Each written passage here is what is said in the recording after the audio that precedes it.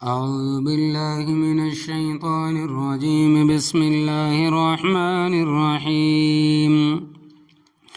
وإذ قال موسى لقومه يا قوم إنكم ظلمتم أنفسكم باتخاذكم العجل فتوبوا إلى بارئكم فاقتلوا أنفسكم ذلكم خير لكم عند بارئكم فتاب عليكم إنه هو التواب الرحيم.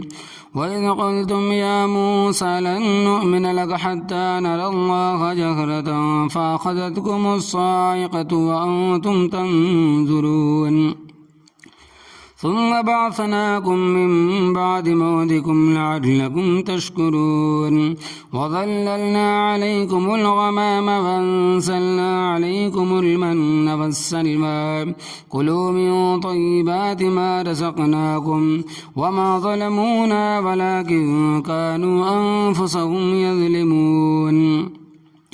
وإذ قلنا ادخلوا هذه القرية فكلوا منها حيث شئتم رغدا وادخلوا الباب سجدا وقولوا حتة نغفر لكم خطاياكم وسنزيد المحسنين. فبدل الذين ظلموا قولا غير الذي قيل لهم فأنزلنا على الذين ظلموا رجزا من السماء بما كانوا يفسقون. آپ حضرات کے سامنے جو میں نے آیت تلاوت کی ہے وہ پارے 1 سورہ بقرہ اور آیت نمبر 54 تا 59. اس کا ترجمہ اس طرح ہے کہ اور جب حضرت موسیٰ علیہ السلام نے اپنی قوم سے کہا کہ اے میرے لوگو، بچھڑے کو معبود بنا کر تم نے اپنے اوپر ظلم کیا ہے تو تم اپنے پیدا کرنے والے کی طرف رجوع ہو جاؤ، پس اپنے آدمیوں کو خود قتل کرو، یہی تمہارے پیدا کرنے والے کے نزدیک تمہارے لیے بہتر ہے. پھر اس نے تمہاری توبہ قبول کر لی، بے شک وہ بڑا توبہ قبول کرنے والا نہایت رحم کرنے والا ہے. اور یاد کرو جب تم نے کہا تھا کہ اے موسیٰ، ہم ایمان لانے کے نہیں جب تک کہ اللہ تبارک و تعالیٰ کو اعلانیہ نہ دیکھ لیں. پھر ایک کڑک نے تمہیں آدھا بوچا، تم دیکھتے رہے. پھر تمہارے بے جان ہو جانے کے بعد ہم نے تمہیں جلا اٹھایا تاکہ تم شکر گزار بنو، اور ہم نے تم پر بادلوں کا سایہ کیا اور تم پر من اور سلوہ اتارا. کھاؤ جو اچھی پاک چیزیں ہم نے تمہیں عطا کی. انہوں نے ہمارا تو کچھ نہیں بگاڑا بلکہ وہ اپنے ہی اوپر ستم ڈھاتے رہے.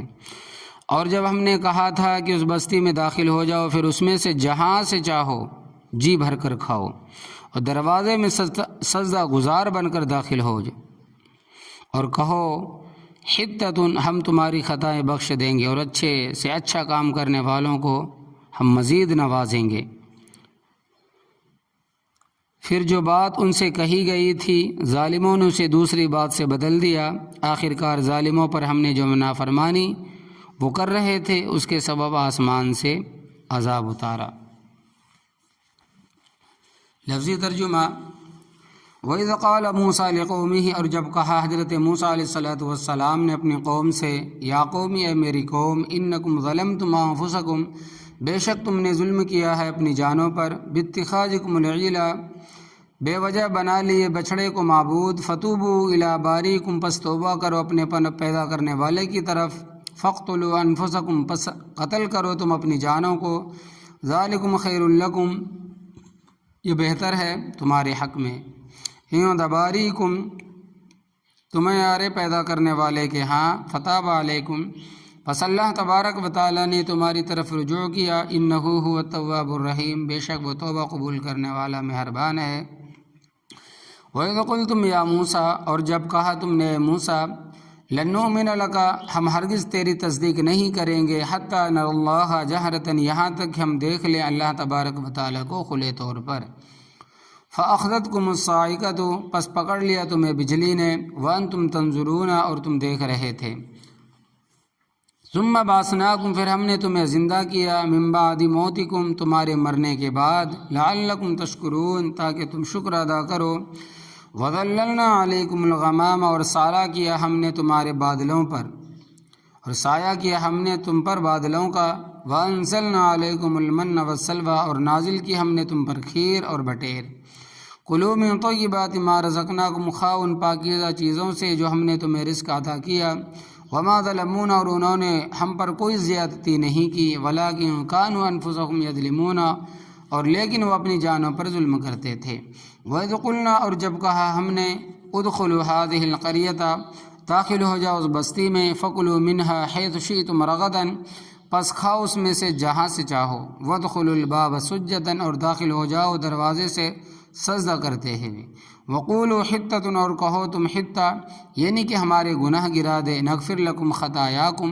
معاف کر دیں گے ہم تمہاری خطائیں، وَسَنَزِيدُ الْمُحْسِنِينَ، اور ہم زیادہ دیں گے نیکی کرنے والوں کو۔ فبدل الذین ظلموا قولا، پس تبدیل کر لیا ان لوگوں نے جنہوں نے ظلم کیا بات کو، غیر الذی قیل لهم، سوائے ان کے جو ان کو کہی گئی تھی، فانزلنا علی الذین ظلموا، پس نازل کیا ہم نے ان لوگوں پر جنہوں نے ظلم کیا، رجزا من السماء، عذاب آسمان کی طرف سے، بما کانوا یفسقون، اس لیے کہ وہ نافرمانی کرتے تھے۔ ربط حضرت موسیٰ علیہ السلام کا قوم کا ذکر چلا آ رہا ہے۔ حضرت موسیٰ علیہ السلام کوہ طور سے تورات لے کر وہ جب واپس تشریف لائے اور دیکھا کہ قوم نے بچھڑے کو معبود بنا لیا ہے اور اس کی پرستش کر رہے ہیں، پوجا کر رہے ہیں، پہلے تو حضرت ہارون علیہ السلام پر ناراض ہوئے، پہلے تو اپنے بھائی حضرت ہارون علیہ السلام پر ناراض ہوئے کہ تم نے ان کو اطلاع کیوں نہ کی، اور تمہارے ہوتے ہوئے یہ گمراہ کیوں ہوئے۔ جب پوری مطمئن ہو گئے کہ حضرت ہارون علیہ السلام نے اپنی ذمہ داری پوری طرح ادا کی ہے اور اس میں کسی قسم کی کوئی کوتاہی نہیں کی، تو پھر قوم کی طرف متوجہ ہوئے۔ اس کا ذکر ہے، وَإِذْ قَالَ مُوسَىٰ لِقَوْمِهِ، اور جب کہا حضرت موسیٰ علیہ السلام نے اپنی قوم سے، یا قوم، یہ میری قوم، اِنَّكُمْ ظَلَمْتُمْ أَنفُسَكُمْ، بے شک تم نے ظلم کیا اپنی جانوں پر، کیونکہ اس کارروائی کا وبال تمہاری جانوں پر پڑے گا، بِاتِّخَاذِكُمُ الْعِجْلَ، جو تم نے بچھڑے کو معبود بنا کر ظلم کا ارتکاب کیا ہے۔ اگر تم اپنی آخرت سنوارنا چاہتے ہو تو فَتُوبُوا إِلَىٰ بَارِئِكُمْ، تو توبہ کرو اپنے پیدا کرنے والے کی طرف، فَاقْتُلُوا أَنفُسَكُمْ، پس قتل کرو تم اپنی جانوں کو۔ اس کی مختلف تفاسیر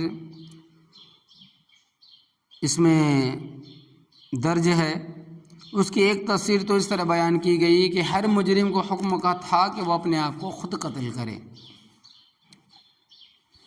دوسری تفسیر یہ نقل کی گئی ہے کہ جن لوگوں نے بچھڑے کی پوجا نہیں کی تھی وہ ان کو قتل کرے جنہوں نے پوجا کی، اور طریقہ یہ ہوگا کہ اگر ایک بھائی نے پوجا کی اور دوسرے نے نہیں کی تو جس نے پوجا نہیں کی وہ اس کو قتل کرے، جس نے پوجا کی ہے، اگر باپ نے پوجا کی ہے اور بیٹے نے نہیں کی تو بیٹے کو حکم تھا کہ باپ کو قتل کر، اور اگر بیٹے نے پوجا کی اور باپ نے نہیں کی تو باپ کو حکم تھا کہ بیٹے کو قتل کر۔ تو اس طرح انہوں نے اپنی جانوں کو قتل کیا۔ اس زمانے میں مرتد کی توبہ قتل کے بغیر قبول نہیں ہوتی تھی۔ یہ تو حضرت صلی اللہ علیہ وسلم کی برکت سے اللہ تبارک و تعالیٰ نے سمت کو سہولت نرمی فرمائی کہ مرتد کو 3 دن کی مہلت ہے، اگر توبہ کرے تو فبیہا، چھوڑ دیا جائے گا، اگر توبہ نہیں کرتا اور کفر پر اڑا رہتا ہے تو 3 دن کے بعد قتل کر دیا جائے گا۔ فرمایا اس طرح توبہ کرنا، ذالکم خیر لکم، یہ بہتر ہے تمہارے حق میں، عند باریکم، تمہارے پیدا کرنے والے کے ہاں۔ چنانچہ اسی طرح ہوا کہ انہوں نے گردنیں کٹوا کر اپنی آخرت بنا لی۔ فتاب علیکم، پس اللہ تبارک و تعالیٰ نے تمہاری طرف رجوع کیا، انہ هو التواب الرحیم، بے شک وہ توبہ قبول کرنے والا مہربان ہے۔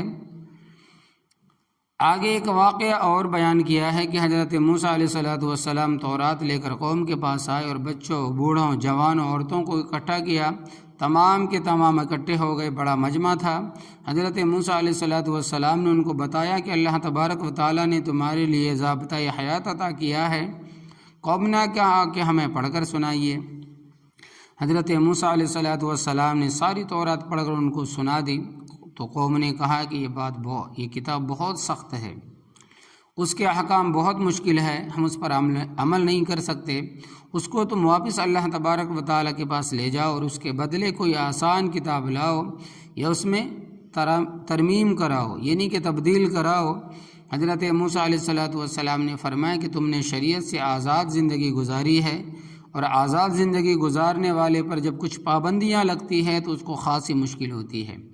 اللہ تبارک و تعالیٰ نے ایسا کوئی حکم نہیں دیا جو تمہاری طاقت سے باہر ہو۔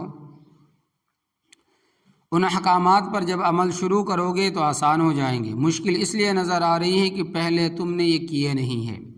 تو اس کی مثال اس طرح سمجھو کہ جو حضرات نماز نہیں پڑھتے، اس کی مثال اس طرح سمجھو کہ جو حضرات نماز پڑھتے ہیں ان کو نماز پڑھنے میں کوئی دقت نہیں ہوتی، اور جو بے نمازی ہے ان کے لیے نماز پڑھنا پہاڑ اٹھانے کے برابر ہے، کیونکہ انہوں نے کبھی پڑھی ہی نہیں۔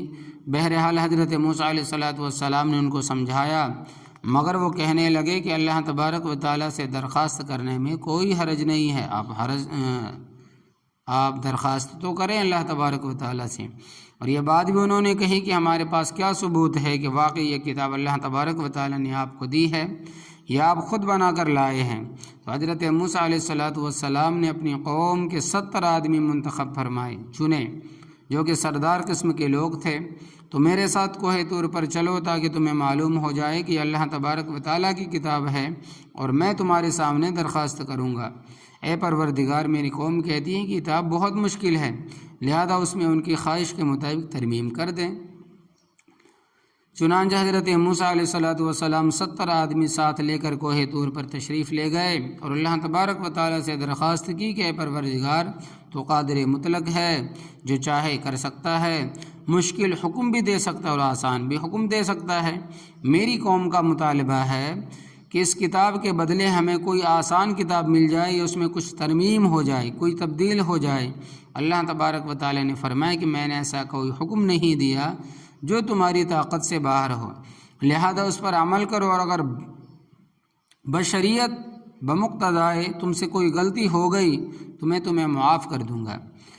حضرت موسیٰ علیہ السلام کے ساتھ ان کی قوم کے جو سردار تھے گئے، یہ باتیں سننے کے بعد کہنے لگے، آواز تو آ رہی ہے، مگر ہمیں کیا معلوم کہ رب ہی بول رہا ہے، یہ جن بول رہا ہے، یہ کوئی فرشتہ بول رہا ہے، لہٰذا ہم تو ماننے کے لیے تیار نہیں ہیں جب تک رب تعالیٰ کو آنکھوں سے نہ دیکھ لیں ہم۔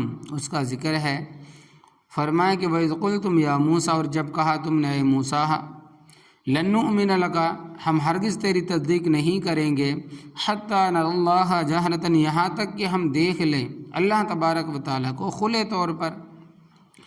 فَأَخَذَتْكُمُ الصَّاعِقَةُ، پس پکڑ لیا تمہیں بجلی نے، وَأَنْتُمْ تَنظُرُونَ، اور تم دیکھ رہے تھے۔ ان کی گستاخی کی وجہ سے اللہ تبارک و تعالیٰ نے ان پر بجلی گرا دی، 70 کے 70 مارے گئے۔ 9ویں پارے میں آتا ہے کہ حضرت موسیٰ علیہ السلام نے کہا، پروردگار، اتہلکنا بما فعل السفہاء منا، کیا ہمیں ہلاک کر دے گا اس کام کی وجہ سے جو کیا ہمارے حمقوں نے؟ یا اللہ، یہ سب تو بیوقوف تھے، ان کو تو میں لایا تھا اپنی تائید کے لیے، اب جب میں اکیلا واپس جاؤں گا تو میں قوم کو کیا جواب دوں گا؟ ان ہی الا فتنتک، یہ سب تیری آزمائش ہے، یا اللہ تو مارنے پر بھی قادر ہے اور زندہ کرنے پر بھی قادر ہے۔ چنانچہ اللہ تبارک و تعالیٰ نے وہ 70 کے 70 باوجود اس گستاخی کے زندہ فرما دیے۔ اللہ تبارک و تعالیٰ فرماتے ہیں، ثم بعثناکم، پھر ہم نے تمہیں زندہ کیا، من بعد موتکم، تمہارے مرنے کے بعد، لعلکم تشکرون، تاکہ تم شکر ادا کرو۔ یہ لوگ جب واپس آئے قوم کے پاس تو کہنے لگے، اللہ تبارک و تعالیٰ نے فرمایا تھا کہ عمل ہو سکے تو کر لینا اور نہ ہو سکے تو نہ کرنا، میں معاف کر دوں گا۔ حالانکہ اللہ تبارک و تعالیٰ نے کہا تھا کہ اگر بتقاضائے بشریت کوئی غلطی ہوئی تو معاف کر دوں گا۔ یحرفون الکلمہ کا ذکر آتا ہے کہ وہ اللہ تبارک و تعالیٰ کے کلام کو بدل دیتے تھے، وہ اس طرح بدلتے تھے کہ مگر ان کی تمام تر گستاخیوں کے باوجود اللہ تبارک و تعالیٰ نے ان کو انعامات سے نوازا۔ وَظَلَّلْنَا عَلَيْكُمُ الْغَمَامَ، اور سایہ کیا ہم نے تم پر بادلوں کا۔ بنی اسرائیل جب بحر قلزم عبور کر کے وادی تیہ میں پہنچے تو اللہ تبارک و تعالیٰ کی طرف سے حکم آیا کہ اے بنی اسرائیل، تم قابض قوم عمالقہ جو عملیق نامی ایک شخص کی نسل سے تھے، بڑے قدآور موٹے تازے صحت مند جنگجو تھے، ان سے جہاد کرو تاکہ شام اور فلسطین کی زمین تمہارے قبضے میں دے دی جائے۔ بڑا طویل قصہ ہے، چھٹے پارے کی اس کی تفصیل آئے گی، چھٹے پارے میں اس کی تفصیل آئے گی۔ ان لوگوں نے موسیٰ علیہ السلام سے کہا کہ ان فیہا قوم جبارین، بے شک اس سرزمین میں ایک زبردست جبار قوم ہے۔ وَإِنَّا لَن نَّدْخُلَهَا حَتَّىٰ يَخْرُجُوا مِنْهَا، اور بے شک ہم ہرگز داخل نہیں ہوں گے اس میں جب تک کہ وہ یہاں سے نہ نکل جائے۔ فَإِن يَخْرُجُوا مِنْهَا فَإِنَّا دَاخِلُونَ، پس اگر وہاں سے نکل جائے تو ہم فاتحانہ انداز میں داخل ہوں گے۔ اور انہوں نے حضرت موسیٰ علیہ السلام کو یہ بھی کہا فَاذْهَبْ أَنْتَ وَرَبُّكَ فَقَاتِلَا إِنَّا هَاهُنَا قَاعِدُونَ، تو جا اور تیرا رب، پس تم دونوں جا کے لڑو، ہم تو یہیں بیٹھے رہیں گے۔ اللہ تبارک و تعالی نے 40 سال تک اس میدان سے نکلنا ان پر حرام کر دیا، اور یہ ہزاروں کی تعداد میں تھے، بوڑھے بچے جوان مرد عورتیں سب ان میں شامل تھے، اور 40 سال وہاں رہنا تھا۔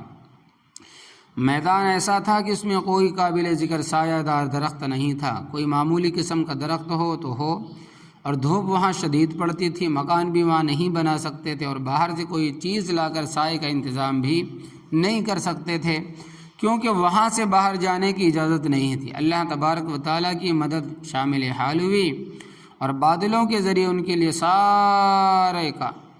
بادلوں کے ذریعے ان کے سائے کا انتظام فرمایا۔ جو ہی سورج چڑھتا سایہ ہو جاتا، سورج غروب ہوتا سایہ ختم ہو جاتا۔ قوم کے جرم دیکھو، اللہ تبارک و تعالیٰ کی رحمت دیکھو۔ اسی لیے آتا ہے کہ ان رحمتی وسعت کل شیء، بے شک میری رحمت ہر چیز پر وسیع ہے۔ ایک دو دن کی بات نہیں، پورے 40 سال ان پر سایہ رہا۔ وہاں خوراک کی بھی ضرورت تھی، کیونکہ انسان عالم اسباب میں اس کے بغیر زندہ نہیں رہ سکتا۔ اللہ تبارک و تعالیٰ نے خوراک کا بھی انتظام کیا، اس کا ذکر ہے وَأَنزَلْنَا عَلَيْكُمُ الْمَنَّ وَالسَّلْوَىٰ، اور نازل کی ہم نے تم پر کھیر اور بٹیر۔ تفسیر کی کتابوں میں اس کی ایک شکل یہ لکھی ہے کہ عین موقع پر ان کے سامنے ایک رکابی پلیٹ میں کھیر اور ایک رکابی یعنی پلیٹ میں بھنے ہوئے بٹیر آ جاتے تھے، جتنا جی چاہے اتنا کھا لیں، اور اللہ تبارک و تعالیٰ کی قدرت سے کوئی شے بعید نہیں۔ عموماً کھانے دو طریقے کے ہوتے ہیں، نمکین اور میٹھے۔ اللہ تبارک و تعالیٰ نے دونوں قسم کے کھانوں کا انتظام فرمایا، اور بعض مفسرین کرام رحمۃ اللہ علیہ فرماتے ہیں تیار ہو کے نہیں آتے تھے، بلکہ چھوٹی چھوٹی جھاڑیاں تھیں جن کے پتے چوڑے تھے۔ رات کو اللہ تبارک و تعالیٰ کی طرف سے کوئی چیز برستی تھی جس کی تہ ان پتوں پر جم جاتی تھی، یہ تھی وہ کھیر جو ان کو بطور خوراک ملتی تھی۔ یہ اعضاء کے لیے بڑی طاقت بخش تھی۔ اس کو اس طرح سمجھو کہ جس طرح پہاڑی علاقوں میں برف باری ہوتی ہے تو اس کی تہ جم جاتی ہے، اور بٹیر بھی انہی جھاڑیوں میں ہوتے تھے جن کو یہ آسانی سے پکڑ کر کھاتے تھے۔ اور پانی کا ذکر اگلے رکوع میں آ رہا ہے۔ تو اللہ تبارک و تعالیٰ نے ان پر من و سلوہ کا نازل فرمایا، من و سلوہ نازل کیا اور فرمایا کلوا من طیبات ما رزقناکم، کھاؤ ان پاکیزہ چیزوں سے جو ہم نے تمہیں رزق دیا ہے۔ وما ظلمونا، اور انہوں نے ہم پر کوئی زیادتی نہیں کی، ولیکن کانوا انفسہم یظلمون، اور لیکن وہ اپنی جانوں پر ظلم کرتے تھے کہ انہوں نے من و سلوہ کے بدلے میں پیاز لہسن دالیں مانگی۔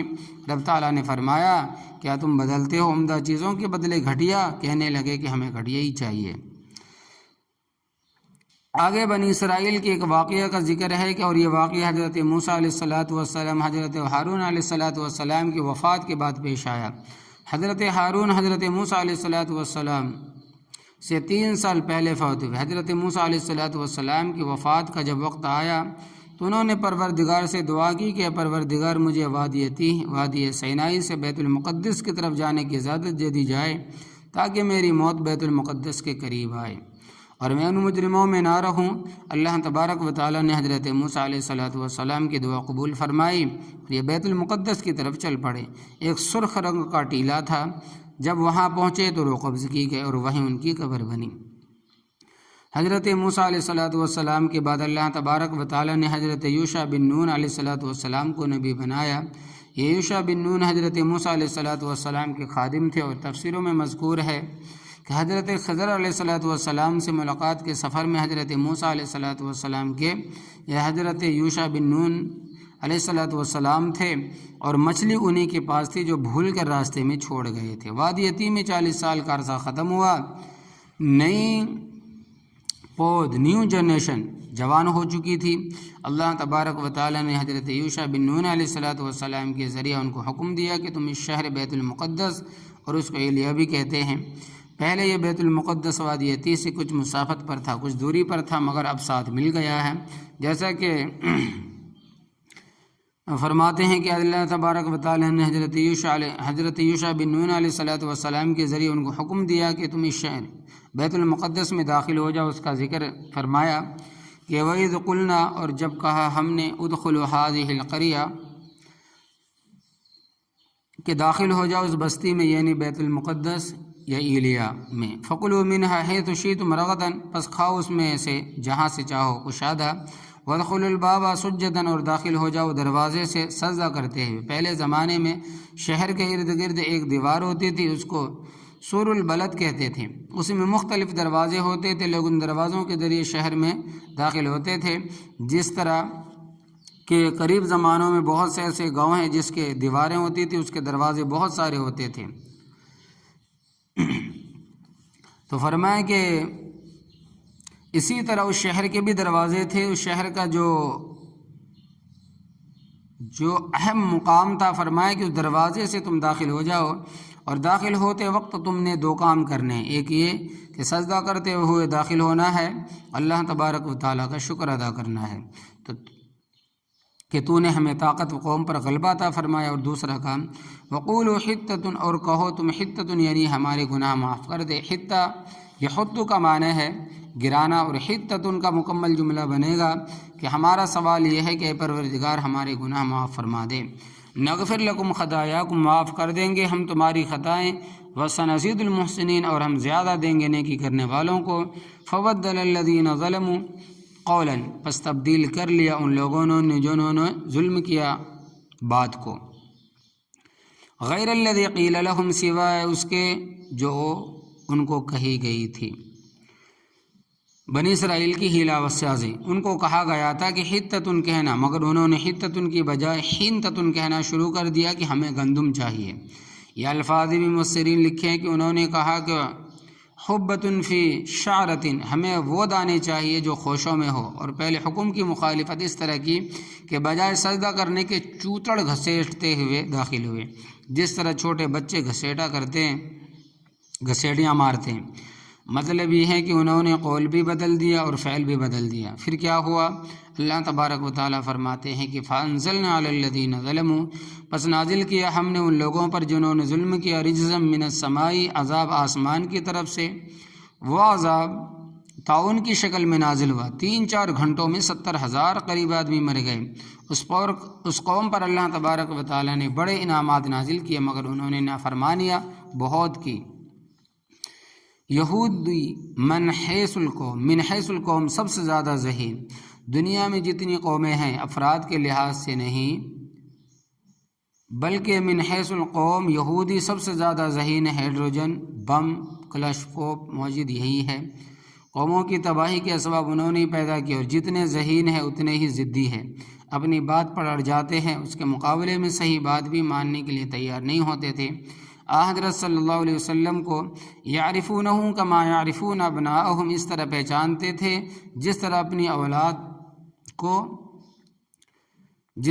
اولاد کو پہچانتا ہے باپ، مگر اس کے باوجود ضد پر اڑے رہے، قبول نہیں کیا، تو اللہ تبارک و تعالی ان پر آسمان کی طرف سے عذاب نازل فرمایا، بما کانوا یفسقون، ان کے لیے وہ نافرمانی، اس لیے کہ وہ نافرمانی کرتے تھے۔